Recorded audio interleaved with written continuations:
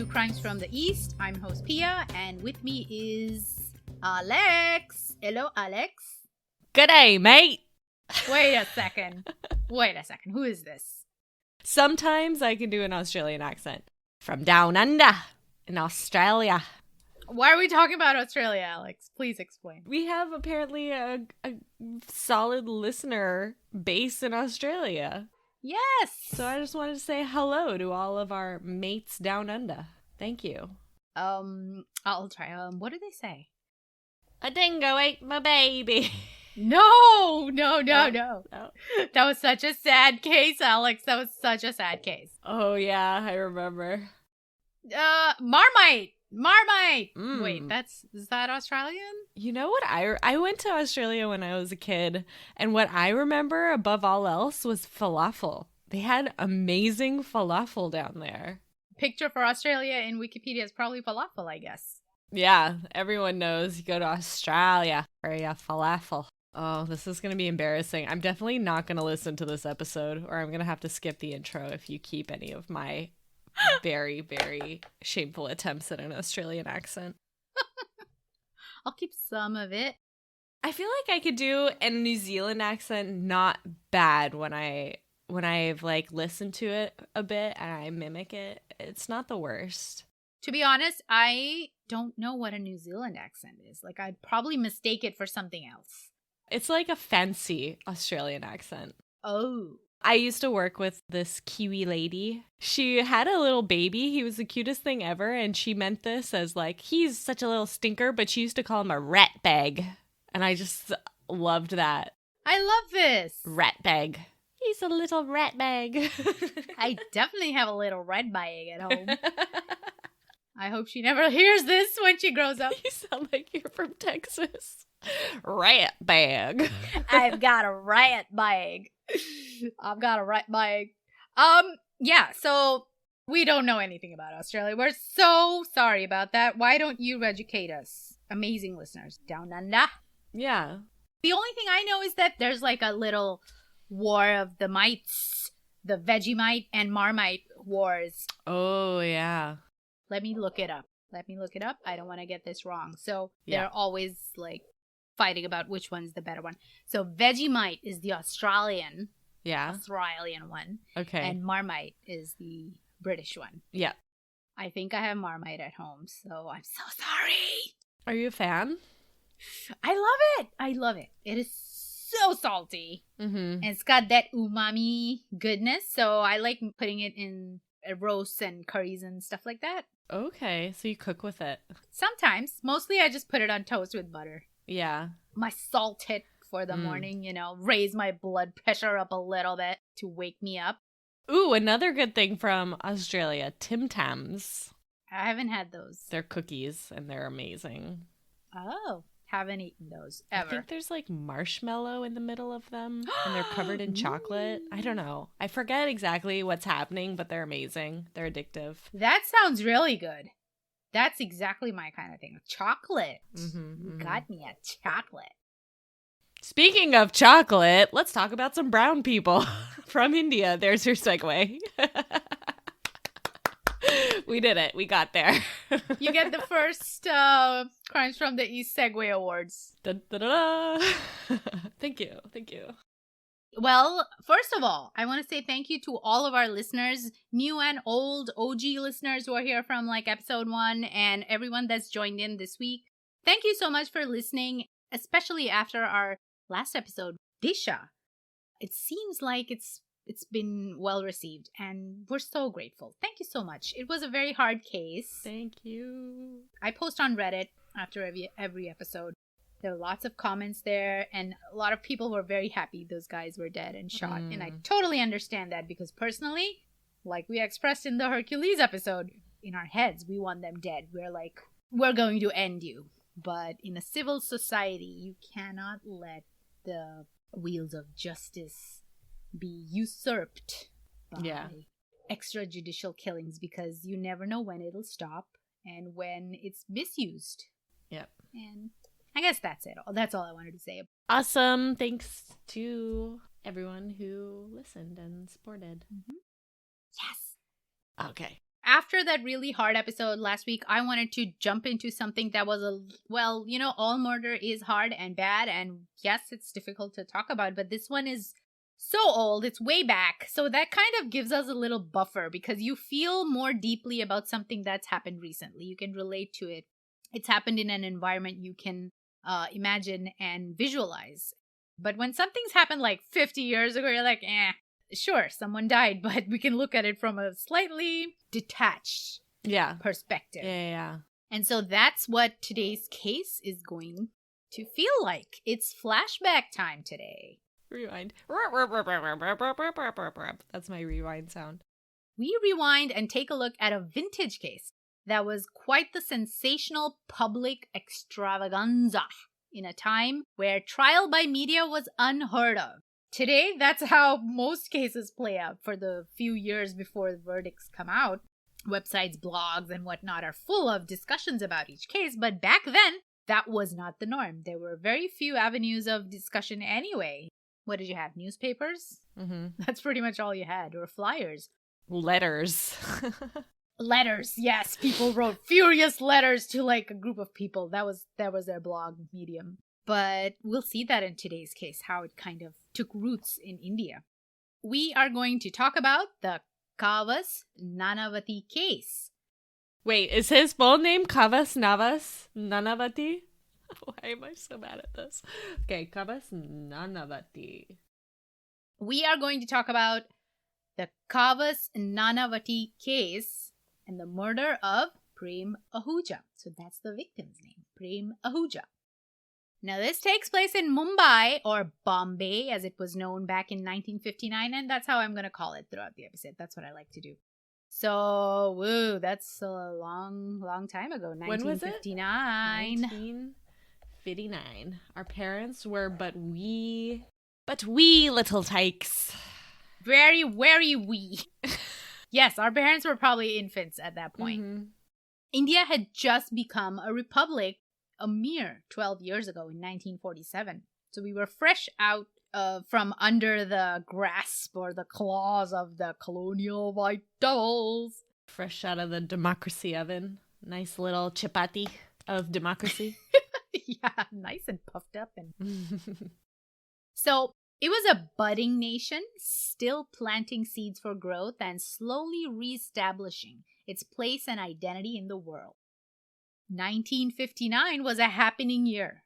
A lot was going on in the world at that time, and I'm going to tell you a couple of tidbits from some of the other major countries. Abel and Baker were two super cute monkeys that were launched off into space by the American Army in 1959.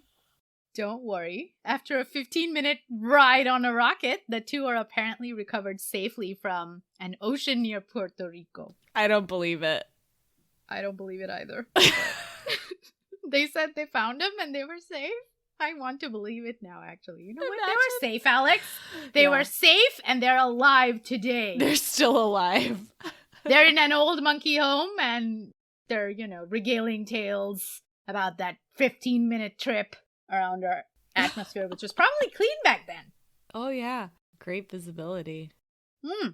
The first 3-point car seatbelt was released by Volvo in Switzerland. Oh. In 1959, the construction of the Sydney Opera House officially began. Oh. What an iconic marvel of modern architecture. I dream of seeing a live performance there someday.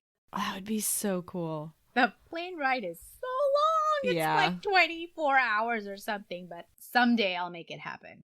Let's go. And we can meet our Australian fans. That's like 10 years from now when we go on tour, when we're hot shot. We'll toast with some Vegemite.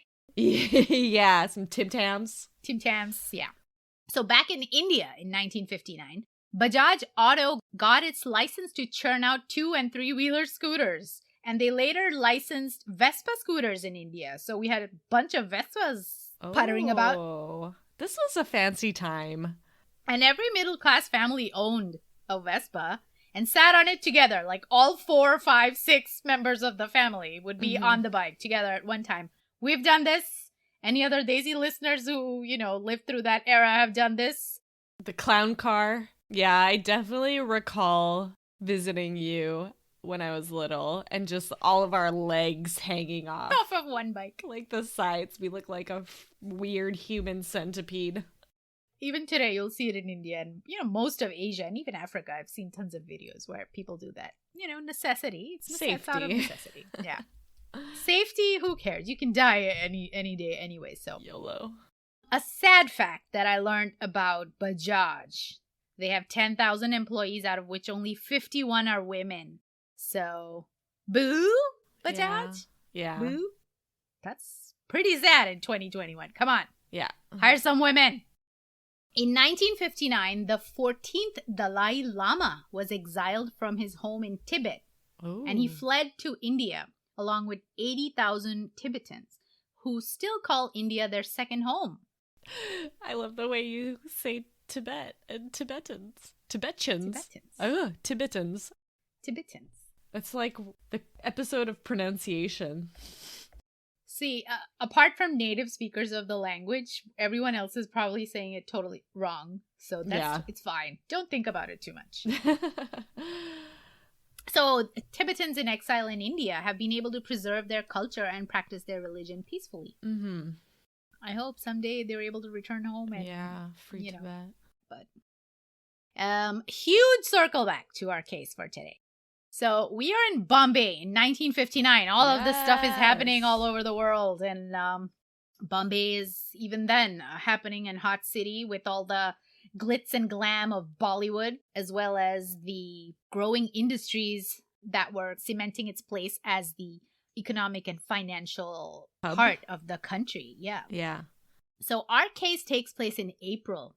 On April 27, 1959. Naval Commander Kawas Manekshaw Nanavati shot and killed Prem Ahuja, a man with whom his wife had admitted to having an affair. Ah, okay, so Prem is not the wife. No, Prem is the boyfriend.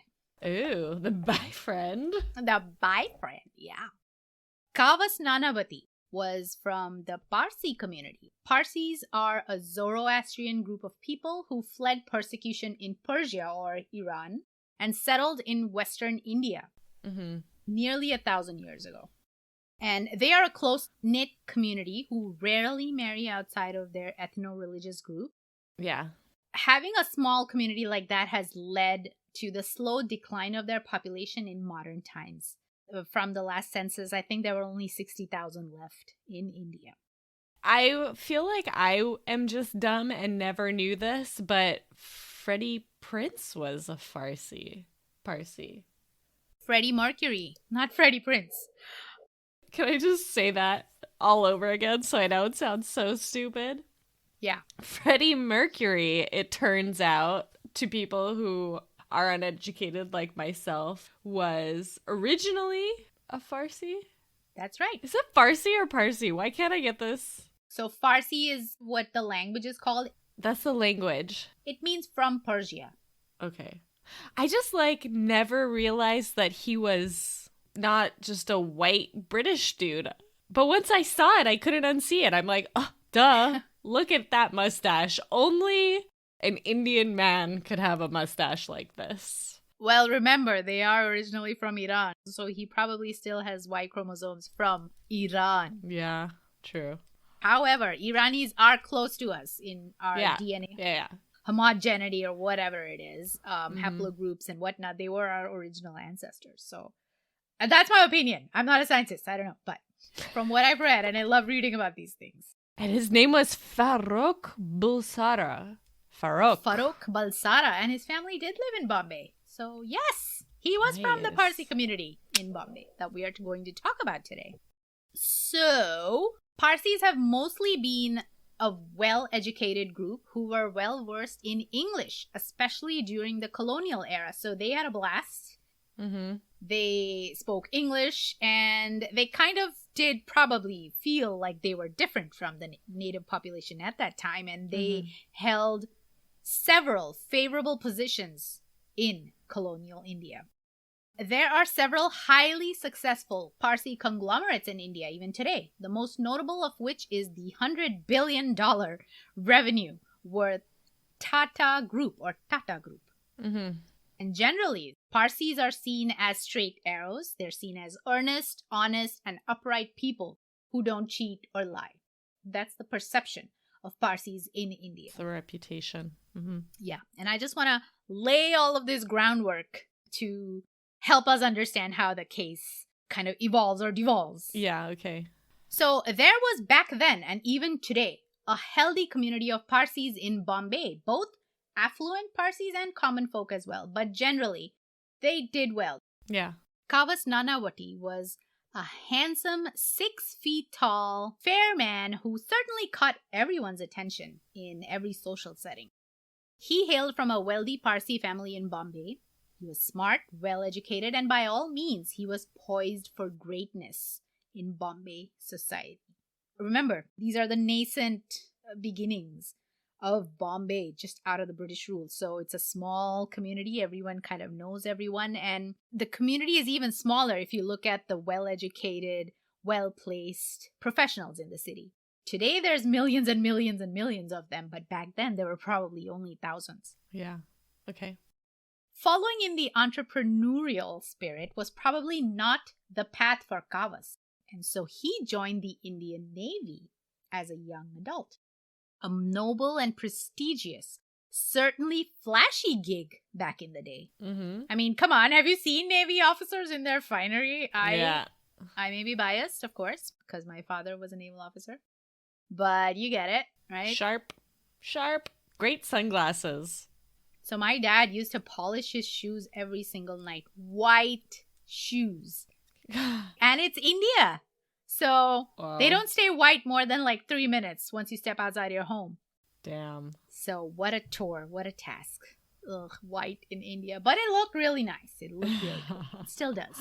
I think it's the best uniform, like out of all the defense forces. Mm-hmm. I'm biased, of course, but the naval uniform is the hottest. So post-Indian independence, the Royal Indian Navy, which was the British version of it, was taken back from the clutches of the colonial white devils. Your favorite term. I will never let it go. So the Royal Indian Navy was split between India and Pakistan.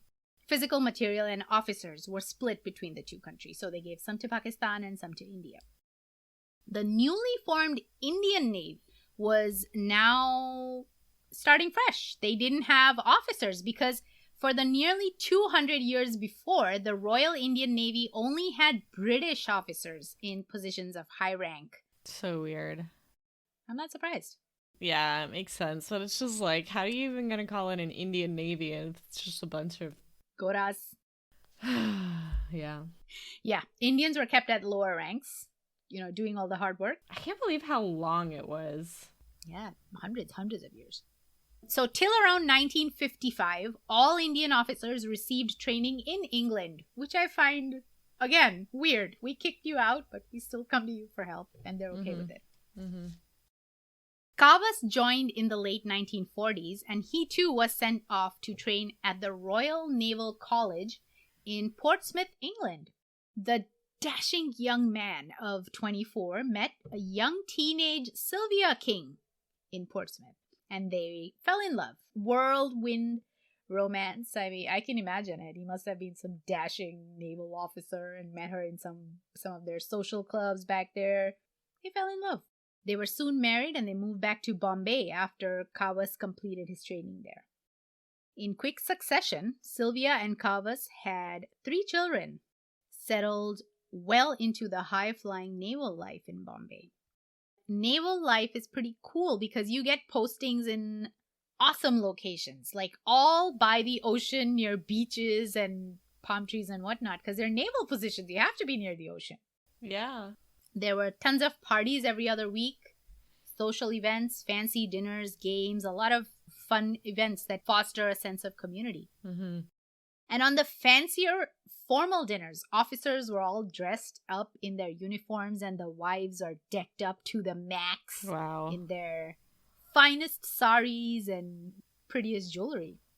What's the flip side of this? Because it just sounds like you become a naval officer and you just live a fancy life. No, I mean you're spending 8 months on a boat, right? Yes. Yeah. At least in the earlier parts of your career, you will be sailing a lot. You will be sailing a lot and spending time away from your family. Okay. Maybe that's the con. Maybe that's the trade-off. I mean, there should be something. It can't just be like all for fun. That's why they have all of these other events and, social gatherings, because you need to keep morale up, right? Like if you're away for 8 months, whatever few short months you are at home, you want to make them fun and happy and memorable and keep you going for the next, 6 months that you're out at sea. So it makes sense. Now, growing up, all of these events took place in naval clubs on the base. There wasn't much opportunity to see or meet with civilians there. But from what I'm seeing in this case, back then, at least in 1959, Bombay things were a little different. Okay. And the Nanavatis would attend parties with prominent members of society at events off base, right? Social clubs off base. Mm-hmm. At some such social gathering, Sylvia Nanavati, the 27-year-old wife of Kawas Nanavati, was introduced to a young woman by the name of Prem Ahuja in 1957, I believe. Now, Prem Ahuja was not from the naval fraternity. She was a prominent socialite in the Bombay high society. And she was from the Sindhi community. Okay, Sindhi community. Now, Sindhis in India are generally people who trace their familial roots back to the region of Sindh, which is now in Pakistan. Yeah. They have a distinct language, cuisine, and culture all of their own.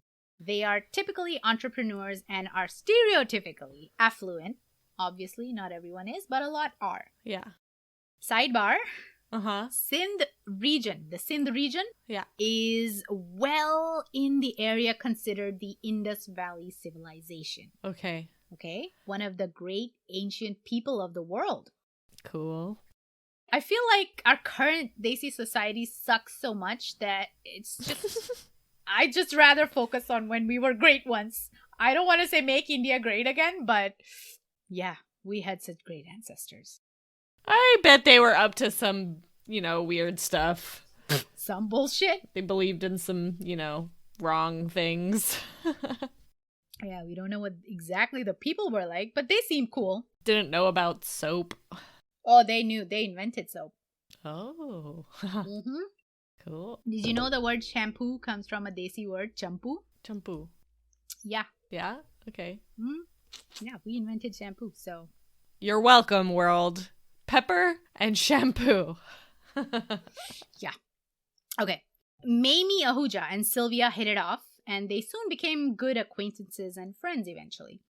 At some point, Prem Ahuja introduced Sylvia to her charming bachelor brother, Prem Bhagwandas Ahuja. Now, Prem was highly successful in the automotive industry. I think he was a car dealer. He used to import all the fancy Fords and Mustangs and whatnot from US and UK and sold them in Bombay. Okay. He was dashing and flamboyant, as you'd expect anyone with money and flair to be, honestly, And sales experience. He drove convertible cars, he smoked imported cigars, and he always dressed in the finest clothes. He wined and dined in luxury and led a very privileged life of an affluent man. His home on Nepean Sea Road in Bombay is a prime spot right by the ocean. Mm-hmm. Okay, in Malabar Hill. He had a mansion called Jivan Jyot, which means the flame of life. Understandably, his charms were irresistible to a lot of women, and he enjoyed the company of Bombay's debutantes and socialites with ease. I'm sure it was like moths to a flame in this case, young, eligible bachelor who, not just for flings or whatever, but just as a personality. Yeah. People liked him. So this meeting of Sylvia and Prem was ultimately catastrophic for both, but in very different ways. As part of his naval duties, Kawas would sail the seas for months at a time, which left Sylvia alone with 3 kids to handle all by herself. Don't be mistaken, though. This is not like 3 kids in US that a wife has to take care of. No. Yeah. There's a lot of help in India, especially in the defense. You have cooks, you have maids, you even have drivers for high-ranking officers, so they'll drive you anywhere that you need. But a heart can still get lonely despite all the support. Sylvia was already a stranger in the country. Yeah. I was just going to say, I wanted to clarify, they met in the UK and he moved her to India. Yes. Within a year. Did she learn Hindi? Not that she would need to. Everyone speaks English, but did she integrate at all into... I would assume not. I don't think she would have learned too much. She definitely would have learned all the common terms and stuff. And I don't think they spoke Hindi at home because they're Parsi. Parsi speak Gujarati. Parsi. But did she get welcomed into that community? Yes. By all means, yes. His family accepted him. They were fine with it, yeah. You can still get lonely. So she was already a stranger in the country. Sure, she had lived there for 7 years at this point. But it's still a huge culture shock for a Portsmouth girl to now be living in 1950s India. It's still India. Now, there are unwritten rules about the demeanor and lifestyle of officers' wives, which she now had to live by. And I don't know, maybe that wasn't what she had viewed for herself in the future when she was younger. So she got lonely. And in all of those years being without Kawas and then seeing him get all the attention at social events must have affected her. She must have felt another chasm between herself and her husband because, remember, he is a high-flying naval officer, handsome. Right. Everyone loves him. Again, like moths to a flame, people were attracted to him. He was the center of attention. She might have felt a little sidelined in the phenomenal rise of Kawas' career in the Navy. He was being groomed for greatness.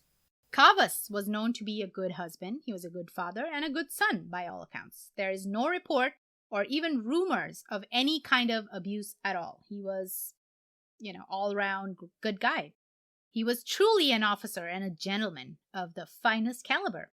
But in this case, it is a good reminder that even in the most perfect-looking fairy tale relationship, there may be a crack or a weakness that we can't see. So, when you see all these happy families on Instagram and TikTok and whatnot, just remember, you never know what's brewing in the back. So don't be jealous. Don't envy them. They might have shitty problems of their own that, we can't see. Now, it's possible that this left a void inside of Sylvia, and she wanted a little companionship, a little attention, some affection. Yeah. These are just my thoughts and speculations. We don't know what it was that drew these two people to each other at that time. But Sylvia and Prem fell in love really hard. They had an extramarital affair for almost a whole year while Kawas sailed at sea on and off in 1958-59. From the love letters that they sent to each other and from witness testimonies like that of Prem Ahuja, it is certain that the unlikely couple of Sylvia and Prem were deeply in love and they had talked about marriage, children, and a happy life, a future together. It wasn't just a hookup situation. Yeah. There was... Emotions were involved. Emotion. Well, as is with all affairs, there has to be some logical end to the situation. It can't go on forever. And in this case, it happened on April 27th, 1959. Okay. Kawas had just returned home earlier from a months-long sailing mission after having been away for nearly 6 months before that. So he'd been away for most of 58-59. He had just come back home.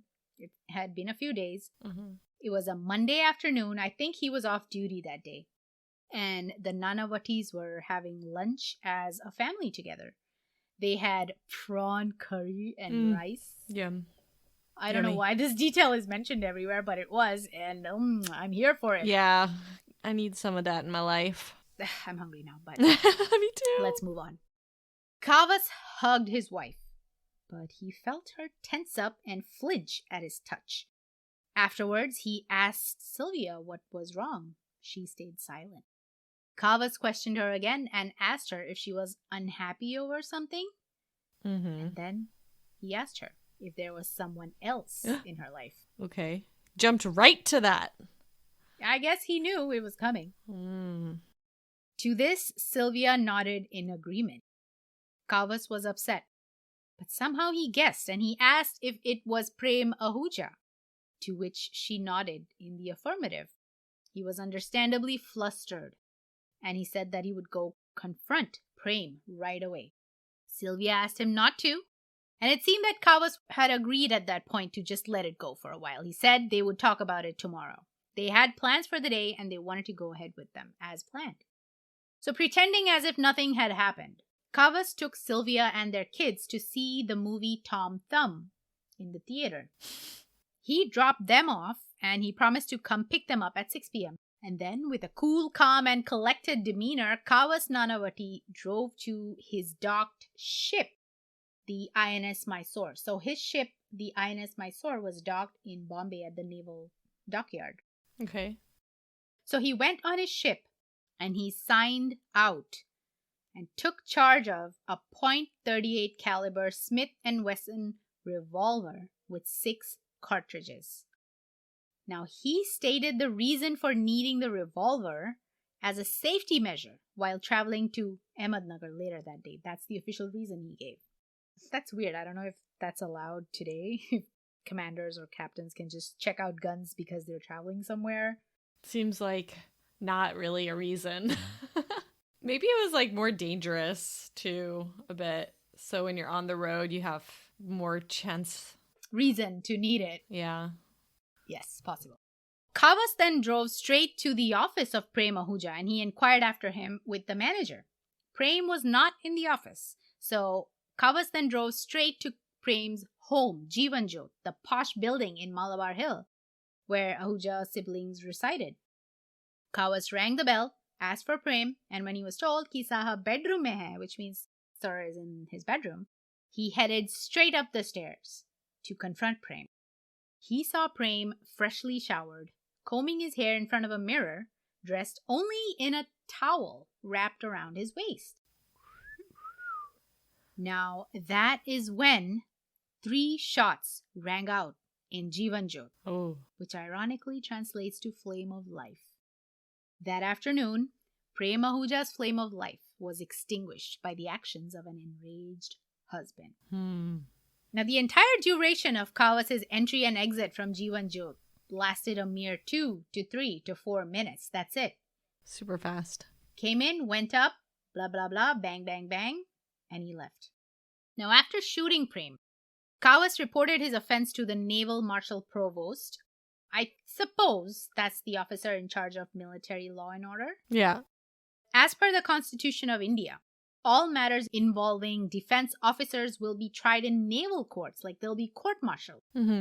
Cops don't have jurisdiction over defense officers, except in the case of rape or murder. Okay. If they commit rape or murder, then it's fair game. Yeah. They have to be tried in the courts of the land. Okay.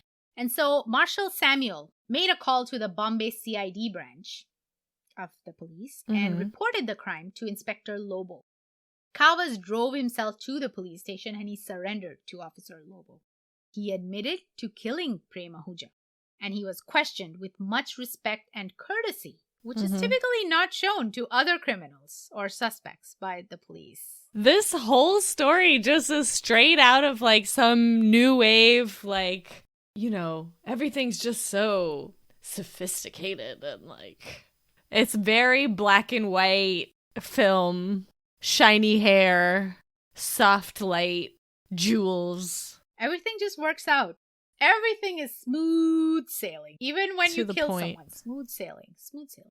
Okay, so he had a very civilized discussion, confessing his crimes and answering questions in the most dignified manner. In fact, I read that when Kawas said, I've killed a man and I'm here to surrender, Inspector Lobo asked him for tea. Like, he's like, would you like some tea? I mean, this movie exists, right? This movie exists. Yes, it does. They didn't even have to write it. They just literally took it out of the newspaper. And no, can you imagine the other criminal who wasn't Officer Kawas? I killed a man and police was like, would you like a stick up your That's what they would do to them. Soon after Kawas landed at the police station, naval officers of the highest ranks showed up there and requested, or rather demanded, that Commander Nanavati be handed over in their custody and that he would be kept in a secure naval detention center. And although it was not required by law to do this, feeling some kind of pressure from a huge naval presence, the custody of Kawas Nanavati was relinquished over to the Navy. He never spent a single night in civil jail cells. Well, good job. It's not going to be pretty, so go home and have yourself a scotch and we'll come and arrest you in the morning. Now, Officer Lobo had then inspected the crime scene at Jiwanjo. The bathroom window had shattered from ricocheting bullets. Okay. Bloodstains on the floor and the door handle of the bathroom. Yeah. There were towels lying there with bloodstains in the bathroom. And laying sprawled on the floor on his stomach was Prem Ahuja. He had 3 bullet wounds on his body. Okay. One to the upper chest, right above the clavicle. One on his fingers and earlobes, as if he had put his hand up in defense. Yeah. And was shot through his fingers and his earlobe. And finally, the fatal wound to the back of his head. Oh. Which caused a massive hemorrhage, which was the cause of death. Okay, so that was execution style. Yeah, so apparently the fatal bullet was shot when Prem was turned with his back to Kawas. Yeah. Perhaps trying to get away? Yeah, or maybe even just sort of being thrown around from the force of the bullets, right? Yeah. So the matter was taken to court, and as was customary then, a jury of 9 Indians were selected to decide the fate of Commander Nanavati. There was a presiding judge also, of course, but the jury would seal the fate on this case. There was a jury system in India back then, which was, instated by the Brits. That's how things worked in Britain, so they established the same system in India. Okay. Which was perfect because that's an easy way to force the results of case as you would like it, because it's so easy to bribe the shit out of people. Yeah. Especially in a country where things were not easy. Life was not easy. Making a living was not easy. You have a jury of 9 people who can bribe all 9 of them and do whatever you want for the outcome. Right. At once, there was a spark on the streets of Bombay, especially in the Parsi and Sindhi communities, both affluent and with nearly equal influence at all levels of society, right? The killer or murderer is Parsi, and the victim is Sindhi. So now it's not just a story of 2 individuals. It is now backed by 2 very affluent and influential communities. Right. And that's how things work in India even today. The communities back their people. It doesn't matter what kind of crime they've committed or maybe, suspected of committing, your community backs you. Yeah. Instead of a simple criminal case, it took the form of a communal issue and one group was pitted against the other. Now, watching from the sidelines was the rest of Bombay's public. The other non-Parsi, non-Sindhi people, right? To them, it's tamasha. It's entertainment, really. They are amused. It's tabloid junk. Yeah. Prominent members of high society have clashed and ended in murder. It's not common. It's not every day this happens. Usually crimes are associated with the poor, the oppressed, less privileged sections of society who rob or kill to survive.